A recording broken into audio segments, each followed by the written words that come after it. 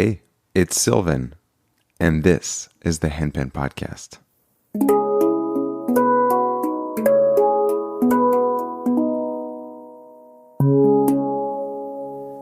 This episode was recorded at Handpan Camp, a 5-day campout in the Pacific Northwest in one of the most beautiful places I've ever experienced. And I'm not the only one who thinks so. There have been multiple high-production documentaries made about this place and its caretaker, my good friend Dan Price, also known by some as Hobo Artist. Remember Dan from an earlier episode of the podcast? He lives in a hobbit hole. Yep, a hobbit hole. I waited until late afternoon of day 4, our last full day at Handpan Camp, to record this conversation with our camp host, Dan, but also with Bill Davies from Arizona and Dave Jones from Idaho. I always love the energy on that last full day of a vacation. It's a beautiful tension when you're aware it's coming to an end. It's not over yet, but you're already nostalgic, and so you want to make the most of what's left. That's how it felt that afternoon. It was a fun and spontaneous chat with these guys, recorded in a slightly different way compared to my other episodes. It's more immersive. You can hear the room we're in, the rain outside. It just feels like you're there. So I'm excited for you to spend a few moments with us at Handpan Camp. I hope you enjoy the episode. It's pretty quiet in here, isn't it? That's nice. Let's plug in that magic light. Okay. That magic light. Oh, atmosphere. Nice. Thank you, Sam. Well, here we are on day 4, the last night of Handpan Camp 2021. What a week, huh? It's been fun, yeah. So, I want to go back to before this week started. Actually, way before. Over a year ago, Dan and I had a vision for a really small handpan gathering at his place. Dan, what made you want to host a handpan gathering? And where are we? Why is this place special? Well, we're sitting in just kind of a meadow in rural Oregon, and it's a little simple living place. I've lived here for a long time and lived very simply, and it's just beautiful. I kind of make it like a park here. So when people come here, they really like it. It's very peaceful. There's a river. And years ago, when I got into hand panning, one of the first videos I watched was Island Memories. It's a series of YouTube videos of these guys that went somewhere. I don't know the details, but a bunch of really good players went on an island, I guess, and they camped out. And they set cameras up and they would play, and there was wood chopping and activity going on behind them, and tents. And that image that just wouldn't go out of my head. I thought I'd really like to do that here. And I never thought I would, for 2 reasons. My place is a little delicate, and it can get trampled pretty easy. But I just had to get over that, because I can water and bring grass back, and it's just the land. It's durable, and also myself has been very not into having a bunch of people here. A few family members have camped here before, and it's like, when are you gonna go? So, I mean, it's fun, but it's kind of a place for one person, I always thought. And now that we've come up with this idea to have a camp here and play handpans, I'm just totally jazzed, and I've kind of done a 180 entirely. And can we just do this all the time in the summer? I mean, people just show up, and it's an ongoing camp for 3 months. Wow. I mean, that's how I feel today. That's ridiculous, but we're going to try and do some more, maybe even this summer. So, because it's really easy, and I've gotten over all my worries about, we're trampling this place. So I'm really into it.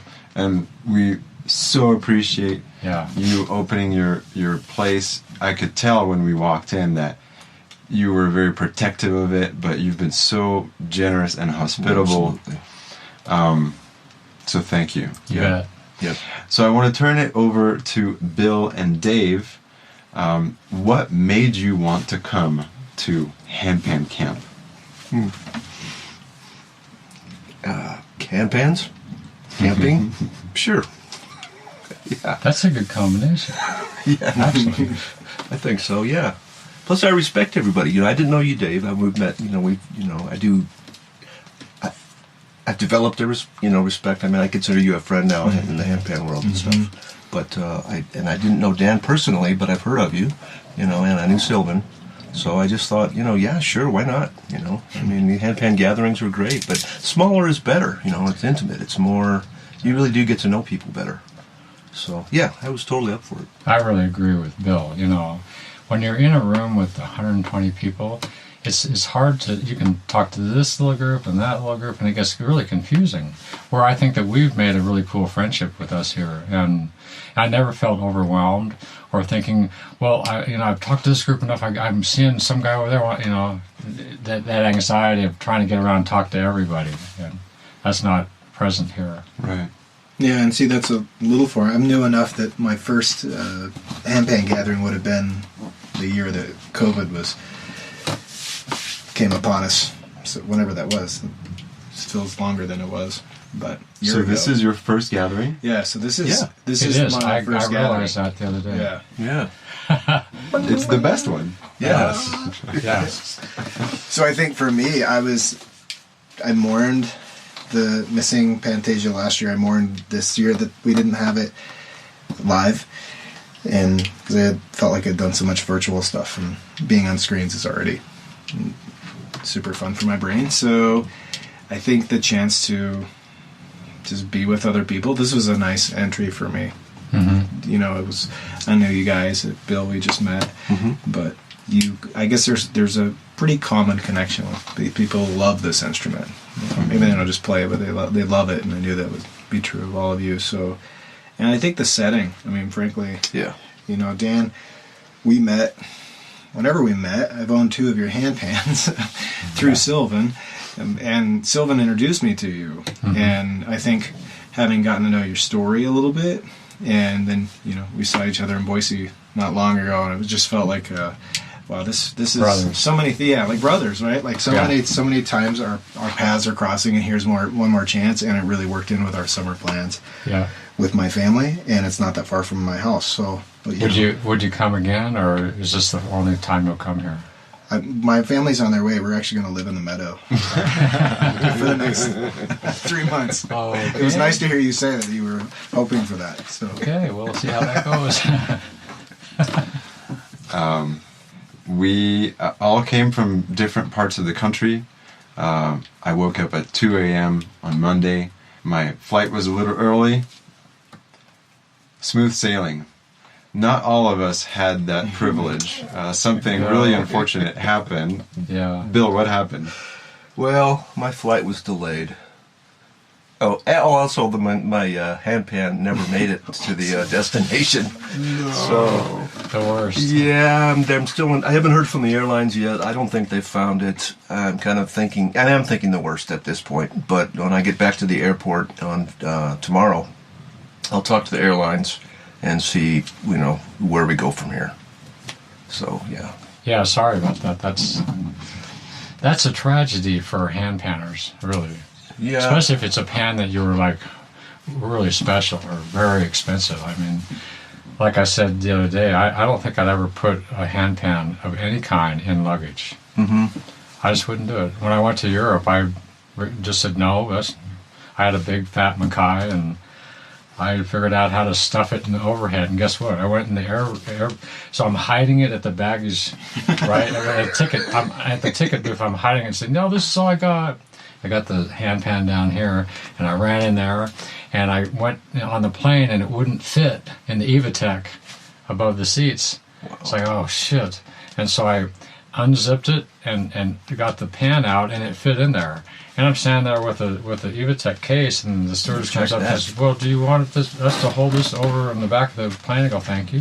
Mm-hmm. So it worked, but I just would never put a hand pan in the luggage. I won't anymore. It wasn't a Penji bag. I mean, it wasn't a good case, so it wasn't just an Evitech case, but I agree. But the Penji case is really expensive. Oh yeah. So the Penji case and the pan right now are AWOL. So. Wow, that's too bad.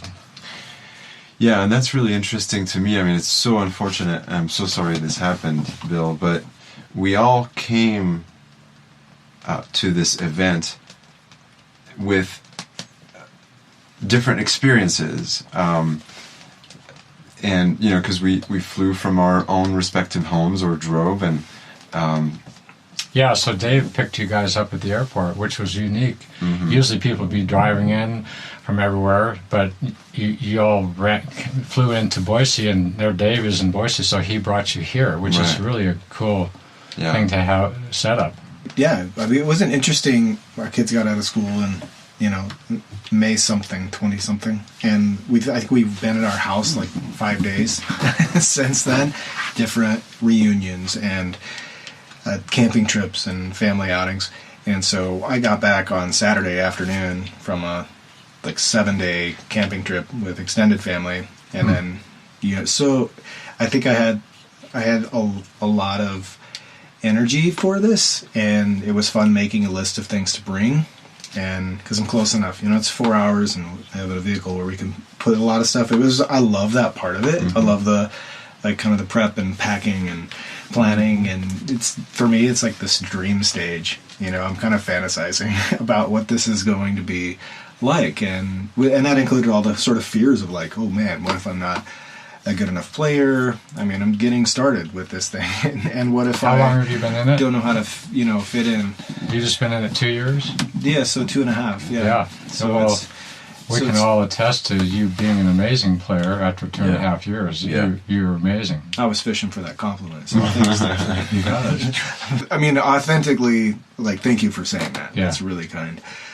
But also, I haven't played around people I've played for people in front of audiences, but most of them have never heard the handpan, and there's something about a unique instrument, and there's a lot of, you don't know what it's supposed to sound like. Mm-hmm. And so I think just feeling comfortable to say, I'm going to step into this, and that's been kind of a gradual process since I got here, is stepping into the relationships deeper, and also deeper into the experience when we jam, and how to listen better. I think that's been maybe the most enjoyable part of this for me is learning how to listen to people playing, and know it kind of think, what part do I get to add, if any? And sometimes I don't need to add any. That's great, because if you've only played by yourself, that's the way I was. I only played by myself. You go to a gathering and you sit down with people, and you just bang out your stuff. You're not even listening to what is going on around you. So that's a good thing to learn. It's hard to learn. Critical. Mm-hmm. Yeah. Mm-hmm. It's good. Yeah. So now we're here. I'm going to make your brains work a little bit. We've been here for 4 days. What are some of the highlights that you can think of? I think the ding joke was a highlight. But we don't need to say what it was. Yeah. It's not what you might think if you're listening. No. But yeah, we got to hike. We got to play pans in a teepee. The teepee is kind of the centerpiece here. And the reason that is because, 3 decades ago when I found this place, the first thing I lived in was a teepee here for 3 or 4 years. And I got kind of burned out on living in a teepee, went to all kinds of other simple living structures, and I haven't had a teepee in this meadow since. Wow. And so I spent quite a bit of time trying to find a teepee before this, and you just couldn't, because of COVID. You couldn't get one built fast enough. So a friend loaned me this little teepee, and to set it up here was magical. And every time I look at it, it's really cool, because I have all these old pictures of when the first teepee was here, and it's so cool to have it there again. And so it's kind of the heart center, the focus center of the camp. Is a teepee. It's really neat, rather than a building, It's the center on the T-shirt design too. Yeah, got it on the T-shirt. So it's very meaningful to me to have the teepee there. And then it's a great meeting place. It's round. We can open it up, get lots of air. We hung a light in it last night and played really late. Just really special times, you know. Yeah. I thought we had some phenomenal jams, you know.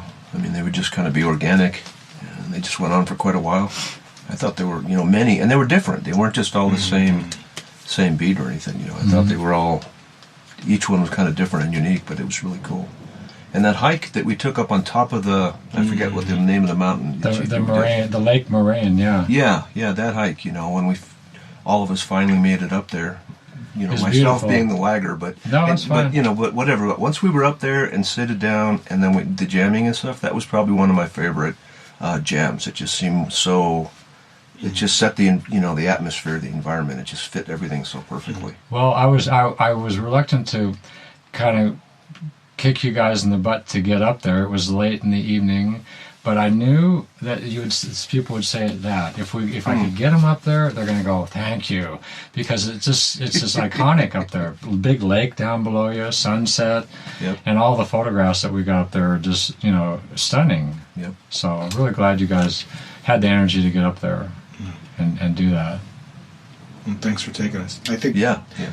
I think that's. I'm not ready for this question yet. You know, I think my heart is really full of gratitude, and I think in trying to answer your question, some of the things that do come to mind right now are just, Dan, I started to get the idea as we were getting closer that were putting, I just thought we were kind of getting together, to be honest. And then I saw that you did a t-shirt for us.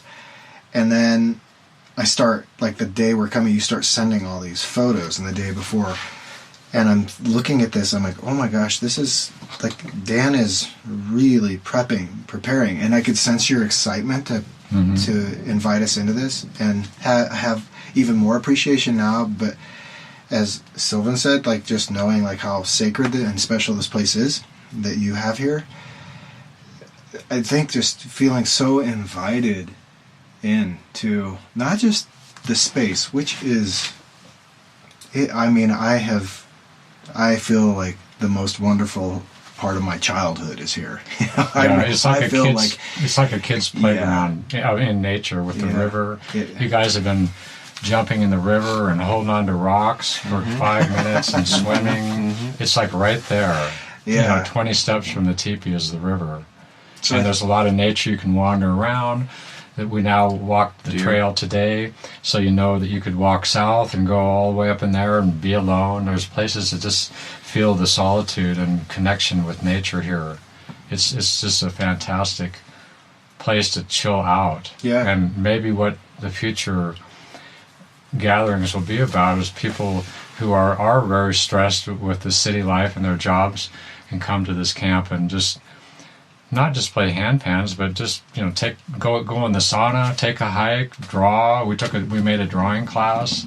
It's just a time for people to relax. I told Daniel Waples that when I met him. The dude was extremely stressed out. I could just tell. And I go, well, I got this place up in Oregon. If you ever are up there, call me and you come and just hang out there for a couple weeks and rest. I got a sauna. You can just sleep all the time. And he goes, that sounds cool. So it's more than just a place to play handpans. It's a retreat, a therapeutic retreat, sort of. Yeah. We do yoga now in the morning, right? I do all these stretches in the morning, so we turn it into a yoga class, and it's just become a thing, right? Get all stretched out. And we should tell them about how we eat here. Go ahead. What's the food deal? Bring your own food. We got a couple coolers, we got a little kitchen area. Just go to the store before you show up, get all the kind of food you like to eat. We'll put it over there, and you can just, a regular gathering. We've got, 2 meals at least that are all designated. People stand in the big line and wait. It's beautiful meals, but we don't need to do that. And some people don't like the meals that were cooked at a big gathering, maybe. So it's worked really good. We've all been well fed. We got to go out and eat last night at a restaurant and play music there and had a fantastic time. And so then going to eat out is a big, huge treat when you're just kind of snacking or eating your regular little foods all day. So it just worked great. Mm-hmm. We're not going to have a cook. No kitchen. And Dan has a bunch of plants that you can eat Yeah. directly straight from the meadow. I got the book up here, Edible Plants. So that's been fun. We've been drinking from your spring. Mm-hmm. There's delicious water coming out of the ground. We've been washing ourselves in the river. Mm-hmm. And a homemade shower if you need that. Mm-hmm. Yeah. Yeah, for me, one of the highlights has definitely been nature.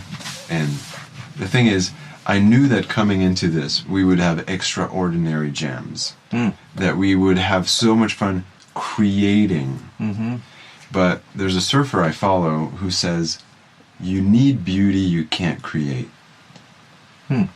Yeah. Here we have deer and baby deer running around us, and Dave's seeing birds he's trying to identify, and there's a lot of nature here. Yeah. Yeah. Yeah, and so this morning, when I wake up, In your tent. in my tent with no cover, we've had great weather. I mean, it's raining right now, but we've had fantastic weather, so you could sleep just with the net, and so you see through the canopy and the stars at night. So I wake up this morning, and it's just so amazing just to look around through the see-through net. So I pull my phone, and I just start filming a panorama, and I go around, and it's so fun, and I see Dave sleeping on his cot, and I see the teepee, and I keep turning, and I'm turning around, and right here, 3 feet from me, is a deer eating grass. Oh, cool. I had no idea. Wow. And, I tried to shuffle as quietly as I could to zoom in. But yeah, that's... Special moment. We've seen them a dozen times. I saw a raccoon gallop towards me. This was a wonderful encounter. Yeah. So yeah, lots of highlights. And tonight is the last night of the event, and we have a gig. Yeah, at the local brewery, I call them, and so we did get an outhouse. My little composting toilet gets overwhelmed very easily with more than a few people, so I rent a porta potty, put up on the hill. It's kind of expensive. It's like $120 a weekend or whatever.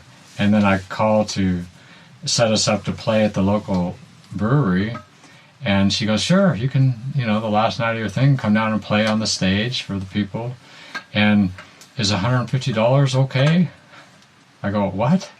I just thought it was an open mic. So, basically the Handpan Camp is paid for. And it's pretty cool. Sylvan and I were walking today down a trail talking about the future events, and we kind of made a decision that we're going to make this a free camp. You don't have to pay hundreds of dollars to come to this. We don't have to pay a cook. It costs people a lot of money to get here. Mm-hmm. So bring your handpans and come, and there's not going to be an admission fee, which is unique, I think. But that's in the spirit of the whole place. I live on this land basically free, so I'm not going to charge people to come here. It wouldn't be right, So...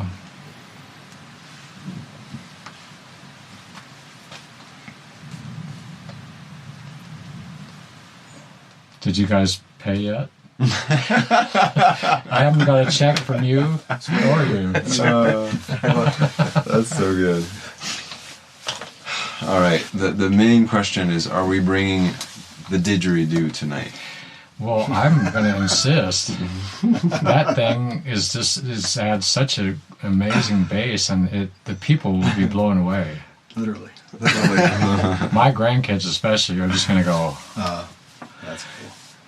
My grandkids will be at the table in front of us, the cutest little kids in the area. Easily identifiable. Yeah. Little blonde head kids. Well, we better figure out which pans we're bringing. Yeah. Mm-hmm. Thanks for sitting down and recording this. Yeah, thank you.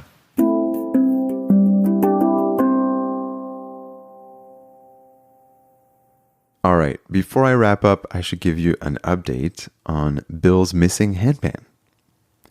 After about 10 days, the airline company finally found it, and delivered it back to Bill in one piece.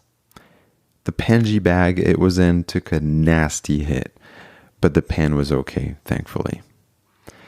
In our group text after Handpan Camp, both Dave, Dan, and I were all saying how inspired we were of how Bill dealt with this whole drama, how he didn't let it set the tone for the event. Because, man, traveling with a handpan can be so stressful. I've got a couple stories myself. I'll keep those for another episode. I gotta tell you, spending 5 days in the wild with these guys, playing music, enjoying nature, going on adventures daily, is something I truly will never forget. Part of it is this. Nature can be pretty hostile, but Dan has found a sort of Eden there. A gentle and welcoming home and a never-ending source of inspiration and wonder. So, for us, we just spent a week there. But for Dan, this is not a place he visits. It's his home. And to me, that's absolutely remarkable. And I want to go back. Okay, lastly, I want to give a special shout out to my new friend, Jens, who randomly ran into us during Handpan Camp. We were playing on the patio of a restaurant on Thursday night, and I hear, Sylvan. I turn around, and these nice people are smiling and waving at me. Yen introduces himself and goes on explaining that he listens to the podcast, and he plays Handpan too. Anyways, first time I'm recognized in public, so that was really fun, and thanks so much for saying hello, Jens. Hope you enjoyed this episode. Thanks for listening to the podcast, and I'll talk to you in the next one.